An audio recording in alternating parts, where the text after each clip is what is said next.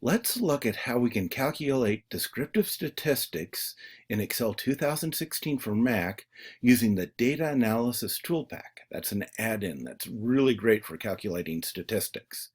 Now, in this example, we have 25 students who have been asked the question, how much do you like Justin Bieber? And they've answered from 1, I detest him, to 5, I adore him. Now, in previous lessons, we saw that we could calculate the mean by using the average command, and we were able to calculate the standard deviation using the stdev command.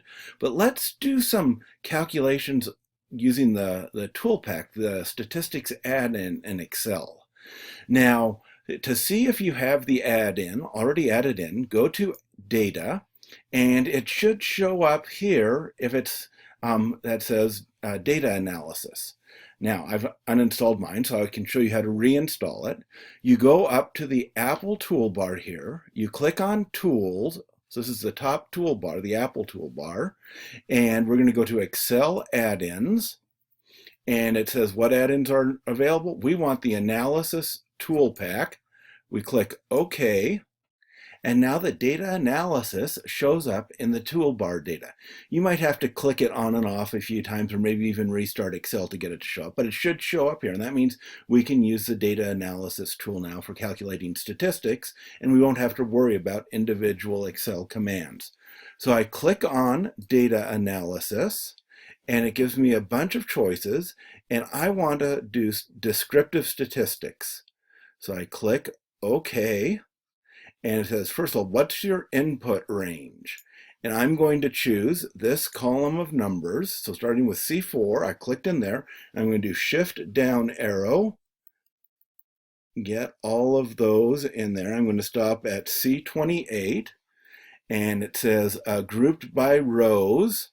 And does it labels in first row? Actually, I should have put the label in the first row. So I'm going to delete that range, and I'm going to put the label in the first row, and I'm going to go down and choose all of them again. So now it's C3 to C28.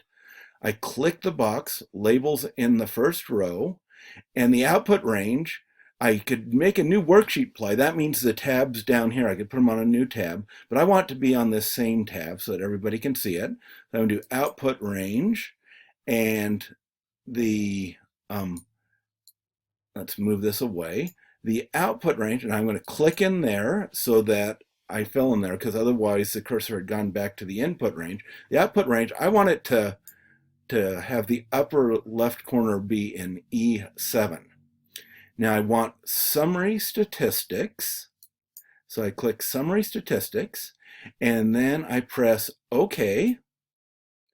And here I have the descriptive statistics. Let's, first of all, notice how some of them are really long and ugly. Let's round those off. Notice how everything is highlighted. Leave them highlighted. Go to Home and go to the number formatting section and choose number. And that rounds everything to 2 decimal points, so it's a lot easier to read.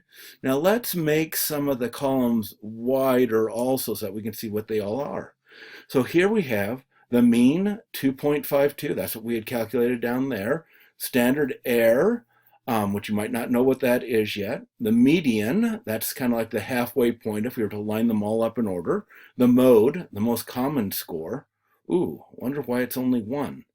The standard deviation is 1.42, and that's what we had calculated before, and some other descriptive statistics.